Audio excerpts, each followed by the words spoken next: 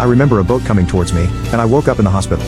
While I was recovering, I went on a show on TV talking about my story, and people from all around the world wrote to me afterwards. But one man's letter stuck out of all the rest. His name was Morgan McWhirter. He was on the bridge that day with his mother. He was next to me when I jumped.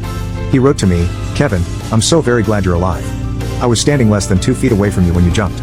It's haunted me until right now watching the show, because no one would ever tell me whether you lived or died." He added, "By the way, Kevin, there was no shark. But there was a sea lion. And the people above believed it to be keeping you afloat until the Coast Guard boat arrived behind you."